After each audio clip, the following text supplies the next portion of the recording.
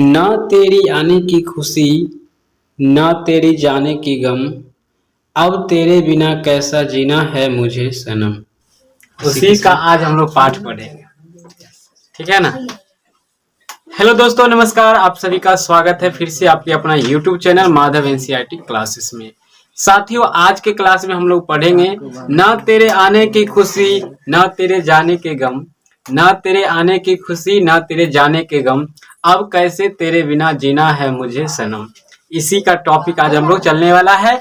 और इसी भाषा के प्रेम के पीर कवि जिनका नाम है घनानंद, जिनका नाम क्या भैया, घनानंद।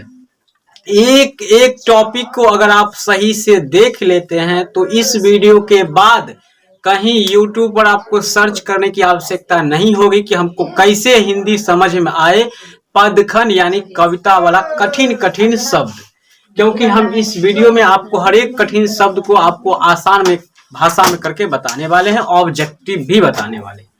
तो घनानंद जो है ये प्रेम के पीर कवि है। अगर एक भी ऑब्जेक्टिव प्रश्न आज की इस क्लास के करने के बाद अगर आपसे छूट गया तो आप आके वीडियो में कमेंट कीजिएगा, वीडियो डिसलाइक कर सकते हैं। लेकिन अगर आप वीडियो को पूरा देख लेते हैं तो एक भी ऑब्जेक्टिव प्रश्न इस चैप्टर से आपको नहीं छूटने वाला है, ये मैं आपको दावा करता हूँ। तो आपको याद रखना है घनानंद कैसा कवि थे भैया, प्रेम पीर के कवि थे। यानी ये प्रेम, हम पहले ही बताए, न तेरे आने की खुशी न तेरे जाने का गम, अब तेरे बिना कैसा जीना है मुझे सनम। तो पहले ही बताया ये कवि भी वैसा ही थे, ऐसा कवि थे, ये ऐसा कवि थे जो अपने आप के आंसू को अपने प्रेमिका, इनके प्रेमिका कौन थे, इनका गर्लफ्रेंड था, जीएफ था, जिनका नाम था सुजान। क्या नाम था? सुजान। सुजान नर्तकी थी। नर्तकी मतलब क्या थे? नाच करने वाली थी। और ये बेचारे अपने थे कवि, और कवि के साथ साथ ये गायक थे, बहुत श्रेष्ठ गायक थे। कौन भैया? घनानंद। ये कहाँ काम करते थे जानते हैं? ये जो है नादिर शाह के सैनिकों द्वारा मारे गए थे, और ये काम करते थे इनके यहाँ, ये मतलब मीर मुंशी का काम करते थे मोहम्मद शाह रंगीले के यहाँ। मोहम्मद शाह रंगीले के यहाँ घनानंद जी मुंशी का काम, मीर मुंशी का काम करते थे। मीर मुंशी का काम, कविता उविता लिखना, किसी का बड़प्पन करना, ये सारे काम करते थे। ठीक है, सही दिख रहा है? वीडियो लॉक रहा है ना सही से? थोड़ा कट जाते हैं, आगे पीछे हो जाते हैं, तो हम इसीलिए आपको बताए थे। तीसरा बार रिपीट कर रहे हैं, पहले ही बताया ये प्रेम की बात होने वाला है। न तेरे आने की खुशी न तेरे जाने की गम, अब तेरे बिना कैसा जीना है मुझे सनम, पहले ही बता दिए थे। तो इनका जन्म कब हुआ भैया? तो इनका जन्म हुआ है 1689 ईस्वी में हुआ है। कन्फर्मेशन नहीं हुआ है कि इतना ईस्वी में ही इनका जन्म हुआ है। ठीक है, आसपास भी एग्जाम में पूछेगा कब जन्म हुआ है, तो आसपास लगल रहेगा, आसपास पूरे 50, मतलब 1689 के आसपास इनका जन्म हुआ है। किनका? घनानंद जी का। माना जाता है दिल्ली में इनका जन्म हुआ था। दिल्ली से बेचारा भागे थे, वृंदावन गए थे। वृंदावन में क्या किया? नादिर शाह के सैनिकों ने आक्रमण कर दिया था। किसके लिए? सोना के लिए। किसका सैनिक भैया? नादिर शाह के सैनिक ने किस पर आक्रमण किया? वृंदावन पर, और घनानंद पर आक्रमण कर दिया। तो आक्रमण किया तो उनको घेर लिया। मीर मुंशी का काम वो करते थे दिल्ली में पहले, मतलब मोहम्मद शाह रंगीले के यहाँ। तो कंफ्यूजन यहाँ पे ये होता है, पूछा जाता है घनानंद को किसने मारा, तो बहुत बच्चे मार देते हैं मोहम्मद शाह रंगीले। अब आप लोग ऐसा गलती ना कीजिएगा, क्योंकि ये मोहम्मद शाह रंगीले के यहाँ काम करते थे मीर मुंशी का। किसका काम? मीर मुंशी का। मारे कौन थे इनको? तो नादिर शाह के सैनिकों के द्वारा मारे गए थे। ये क्यों मारे थे?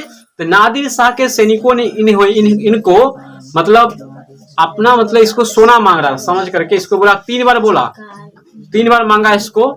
क्या बोला जानते हो? सोना को, सोना का इसमें कुछ कहा गया था, 3 बार बोला गया था, किताब आपका लिखा होगा। तो 3 बार इनको सोना मांगा गया था। जब ये सोना नहीं दिए, इन्होंने सोना नहीं दिए, इसके बाद ये 3 मुट्ठी उठाए, धूला, बोले रज रज रज।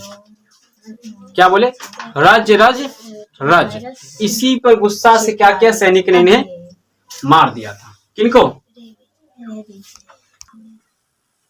तो 3 बार क्या बोला सैनिकों के द्वारा? बोला गया जर जर जर, यानी सोना सोना सोना। फिर इसी पर घनानंद ने क्या किया? 3 मुट्ठी धूल उठाकर बोले जर रज रज रज। रज का मतलब होता है धूल कण, धूल, रज। इसी पर गुस्सा से क्या किया? नादिर शाह के सैनिकों ने इनका क्या कर दिया? काम तमाम अर्थात टपका दिए।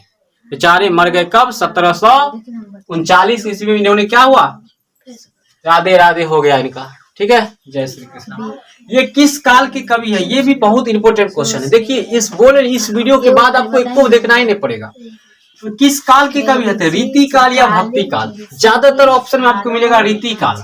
किस काल के कवि है भैया? रीति काल के कवि है। घनानंद किस काल के कवि है? रीति काल के कवि। आगे बात करते हैं प्रमुख रचनाएं। पहले ही बताए हैं आपको, सुजान सागर। सुजान सागर किनकी रचना है भैया? घनानंद की। किनकी रचना है? घनानंद। प्रेम पथिक, जैसे ही प्रेम की बात होगी, लव की बात होगी, प्यार की बात होगी, कह दीजिएगा घनानंद इसका कवि होंगे। ठीक है, तो प्रेम पथिक, प्रेम की बात आ गया, याद रखना है आपको। कौन हो जाएगा प्रेम वाले कवि? घनानंद। घनानंद जो थे ये प्रेम के कवि थे। प्रेम को बताए, सबसे आसान रास्ता इन्होंने प्रेम को बताए थे। किसको बताए थे? प्रेम को। ठीक, अब है इसकी भाषा की थी, घनानंद की भाषा पूछा जाता है, घनानंद की भाषा क्या थी? ठीक है, घनानंद की भाषा क्या थी पूछा जाता है, तो वर्ज भाषा। घनानंद की भाषा कौन सी थी? वर्ज भाषा। रसकान की भाषा क्या भैया? वर्ज भाषा। पूछा जाता है घनानंद की भाषा क्या है, तो आपको बोलना है वर्ज भाषा है। रसकान की भाषा क्या है, तो रसखान का भी भाषा वर्ज भाषा है। एकदम इंपोर्टेंट चीज हम इस वीडियो में आपको बता दिए। तो हो सके तो आप इसका एक बार स्क्रीनशॉट ले लीजिए और एकदम फोटो कॉपी कर डालिए, ताकि आपको दिक्कत ना हो, एक भी ऑब्जेक्टिव प्रश्न एग्जाम आपसे छूटे नहीं। और यह क्लास कैसा लगा है, मोटिवेट के तौर पर आप लोग कमेंट नहीं करते हैं, प्लीज कमेंट कीजिए, ये आपसे रिक्वेस्ट है। साथ ही वीडियो को लाइक शेयर कीजिए, हर एक ग्रुप में शेयर कीजिए, ताकि कम से कम हम 150-150 बच्चे के बीच में अगर पढ़ाएं और आप सबका समूह होगा तो डेली लाइव क्लास चलने वाला है। तो ये पूरा करना है आप सभी को। आगे हम लोग जो बच जाता है ऑब्जेक्टिव प्रश्न उसको देखेंगे, फिर एक अलग से वीडियो बनाएंगे जिसमें subjective important question finish, chapter finish हो जाएगा आपका। वीडियो कैसा लगा कमेंट में बताइए।